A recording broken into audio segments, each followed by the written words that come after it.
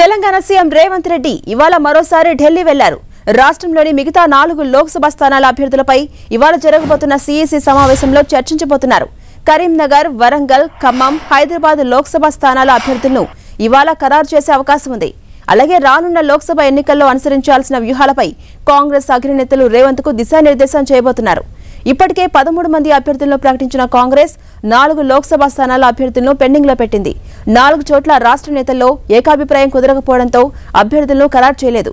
Khammam seat కోసం deputy CM Mallu Bhatti Vikramarka తన సతీమణి కోసం పట్టుబడుతుండగా మంత్రి పొంగులేటి తన సోదరుడి కోసం ఈ సీటు కావాలని కోరుకుంటున్నారు. దీంతో ఇక్కడ అభ్యర్థి ఎంపిక కాంగ్రెస్ నేతలకు తలనొప్పిగా మారింది.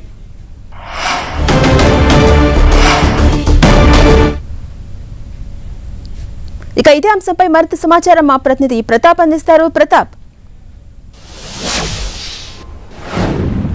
కాంగ్రెస్ పార్టీ లోక్సభ అభ్యర్థులకు సంబంధించి అనుసరించాల్సిన వ్యూహం పైన ఈ రోజు సీఎం రేవంత్ రెడ్డి ఢిల్లీ వెళ్లాడు. ముఖ్యంగా ఈ రోజు తెలంగాణకు సంబంధించి 17 లోక్సభ స్థానాల విషయంలో ఇప్పటికే 13 స్థానాలకు సంబంధించి అభ్యర్థులను ఖరారు చేశారు. మిగతా 4 స్థానాలకు సంబంధించి ఆ అభ్యర్థులను ఖరారు చేసేందుకు కూడా ఈ రోజు సెంట్రల్ ఎలక్షన్ కమిటీ సాయంత్రం భేటీ కాబోతుంది. మొత్తం ఈ 4 స్థానాల అభ్యర్థులను ఖరారు చేసిన తర్వాత నెక్స్ట్ ఫర్దర్ గా ప్రచారానికి సంబంధించి కూడా వ్యూహాన్ని అనుసరించాల్సిన దానిపైన ముందుకు తీసుకెళ్లే దానిపైన కూడా ముఖ్యమైన నేతలతో డిస్కషన్ చేయబోతుంది. అయితే ఈ 4 స్థానాల అభ్యర్థులకు సంబంధించి కూడా ఇలా పేచీ నడుస్తుంది. సెంట్రల్ స్క్రీనింగ్ కమిటీకి సంబంధించిన హరీష్ చౌదరి కూడా వారం రోజుల క్రితం హైదరాబాద్కు రావడం జరిగింది. ముఖ్యంగా అందరూ ముఖ్యమైన నేతలు ఎవరెవరైతే పోటీ పడుతున్నారో వారందరితోటి కూడా ప్రధానంగా డిస్కషన్ చేసిన తర్వాత ఈ విషయంలో ఒక ఏకాభిప్రాయానికి వచ్చినట్టు కూడా తెలుస్తుంది. ఈ అంశానికి సంబంధించి కూడా సెంట్రల్ ఎలక్షన్ కమిటీలు ఈ రోజు మరోసారి డిస్కషన్ చేయబోతున్నారు. డిస్కషన్ చేసిన తర్వాత మిగిలిన ఏవైతే పెండింగ్ లో ఉన్నాయో హైదరాబాద్, అదేవిధంగా ఖమ్మం, వరంగల్, కరీంనగర్ ఈ 4 స్థానాలు మాత్రం పెండింగ్ లో ఉన్నాయి. ఈ 4 స్థానాలకు సంబంధించిన అభ్యర్థులను కూడా ఈ రోజు రాత్రి వరకు ఖరారు చేసే అవకాశం ఉంటుంది. హైదరాబాద్ సంబంధించి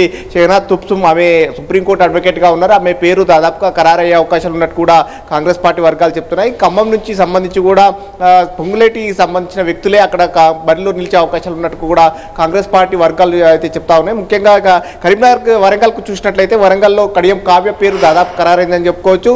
వరంగల్ కు సంబంధించి ఇప్పటికే Kadiyam Srihari station Kanupur MLA Kadiyam Srihari BRS నుంచి కాంగ్రెస్ పార్టీలో చేరడం జరిగింది. ఆయనతో పాటు ఆయన కూతురు కడియం కావ్య కూడా పార్టీలో చేరారు. ఆమె అభ్యర్థిత్వం దాదాపు ఖరారైనట్టు కూడా కాంగ్రెస్ పార్టీ వర్గాలు చెప్తున్నాయి. ఇంకా కరీంనగర్కు సంబంధించి చూసినట్లయితే అక్కడ వెల్చాల రాజేందర్ రావు, అదేవిధంగా ముఖ్యంగా వెల్చాల రాజేందర్ రావుతో పాటు మాజీ ఎమ్మెల్యే ప్రవీణ్ రెడ్డి కూడా పేరు పరిశీలనలో ఉంది. అయితే ఈ అంశానికి సంబంధించి వీరితో పాటు మరో బీసీ అభ్యర్థి పెడితే ఎట్లా ఉంటుందనే అంశం కూడా తెరపైకి వస్తున్న పరిస్థితి అయితే. ఎందుకంటే కాంగ్రెస్ పార్టీ ప్రస్తుతం ఉన్న సిచ్యువేషన్లో కేవలం 17 స్థానాలకు సంబంధించి ఇప్పటి వరకు 13 స్థానాల అభ్యర్థులను ఖరారు చేసినప్పటికీ 13లలో కూడా కేవలం 3కి మాత్రమే బీసీలకు ఇవ్వడం జరిగింది. అయితే బీసీలకు ప్రధానంగా ఎక్కువ సీట్లు కేటాయించాలన్న ఒక ఆలోచన కూడా పార్టీలో ఒక చర్చ జరుగుతున్న నేపథ్యంలో కరీంనగర్ లేదంటే కనుక ఖమ్మం సీట్లలో రెండిట్లో ఏదో ఒకటి కూడా బీసీలకు ఇవ్వాలనే ఒక ప్రతిపాదన కూడా కాంగ్రెస్ పార్టీలో చర్చ జరుగుతుంది. కాబట్టి ఈ అంశానికి సంబంధించి కూడా కాంగ్రెస్ పార్టీ అధిష్టానం ఒక కీలకమైన నిర్ణయం తీసుకునే అవకాశం. సో మొత్తం మీద అభ్యర్థుల ఖరారు అనేది అంశానికి సంబంధించి ఈ రోజు సాయంత్రం సెంట్రల్ ఎలక్షన్ కమిటీ చాలా కీలకమైన నిర్ణయం ఉంటుంది. ఇప్పటికే సీఎం రేవంత్ రెడ్డి ఢిల్లీ వెళ్లడం జరిగింది. అందులో మెంబర్గా ఉన్న ఉత్తమ్ కుమార్ రెడ్డి మధ్యాహ్నం ఆయన వెళ్ళబోతున్నారు. ఇప్పటికే డిప్యూటీ సీఎం భట్టి విక్రమార్క నానే ఢిల్లీ చేరుకోవడం జరిగింది. కాబట్టి సో ముఖ్యమైన నేతలంతా కూడా ఈరోజు సాయంత్రం భేటీ అయ్యి ఒక కొలికి తీసుకొచ్చే అవకాశం ఉంటుంది. ఈరోజు రాత్రి కూడా ఈ పెండింగ్ లో ఉన్న 4 స్థానాలకు సంబంధించి అభ్యర్థులను కూడా ఖరారు చేసే అవకాశం. ఒకవైపు అభ్యర్థుల అంశం పక్కన చెప్పండి ప్రతాప్, అంటే ఈ సమావేశం అనంతరం ఈ ఢిల్లీ టూర్ ఏదైతే ఉందో దాని తర్వాత ఒక అధికారిక ప్రకటన ఈ 4 సీట్లకు సంబంధించి వచ్చే అవకాశం ఉందనుకోవచ్చా? డెఫినెట్గా ఈరోజు సాయంత్రం దీనిపైన కూలంకషంగా చర్చించిన తర్వాత సామాజిక సమీకరణాలు అంశాలన్నింటి కూడా బేరీజ్ వేసుకుని ఈ 4 స్థానాలను కూడా ప్రకటించే అవకాశం ఉంటుంది. ఈ 4 స్థానాల అభ్యర్థులు ప్రకటించిన తర్వాత ప్రచార వ్యూహానికి సంబంధించి కూడా ఢిల్లీ ముఖ్యమైన నేతలతోటి సీఎం రేవంత్ రెడ్డి చర్చించే అవకాశం ఉంది. ఏప్రిల్ 6న కూడా కాంగ్రెస్ పార్టీ ఇక్కడ ప్రతిష్టాత్మకమైన సభ కూడా ఏర్పాటు చేసింది. రంగారెడ్డి జిల్లా తుక్కుగూడలో భారీ బహిరంగ సభ, జనజాతర సభ పేరుతో ఒక సభ కూడా ఏర్పాటు చేస్తుంది. ఈ సభకు ఏఐసీసీ అధ్యక్షుడు మల్లికార్జున ఖర్గే, అగ్రనేత రాహుల్ గాంధీ కూడా ఇద్దరు రాబోతున్నారు. మేనిఫెస్టోకి సంబంధించి ఏఐసీసీ విడుదల చేయాల్సిన ఇప్పటికే 5 న్యాయ పేరుతో ఇప్పటికే 5 గ్యారంటీ స్కీమ్లను కూడా ప్రకటించడం జరిగింది. ఈ గ్యారంటీ హామీలకు సంబంధించి కూడా తెలుగులో వాటికి సంబంధించిన వాటిని ఆవిష్కరించే అవకాశం ఉంటుంది. వీటితో పాటు కాంగ్రెస్ మేనిఫెస్టోకి సంబంధించి కూడా తెలుగులో వాటిని కూడా ఇక్కడ ఆవిష్కరించిన తర్వాత ప్రచారానికి సంబంధించి కూడా వ్యూహాన్ని అనుసరించాల్సిన దానికి కూడా ముందుకు తీసుకెళ్లే అవకాశం ఉంటుంది. ప్రధానంగా కాంగ్రెస్ పార్టీ తెలంగాణలో 14 సీట్లు గెలవాలన్న ఒక టార్గెట్ కూడా పెట్టుకుంది.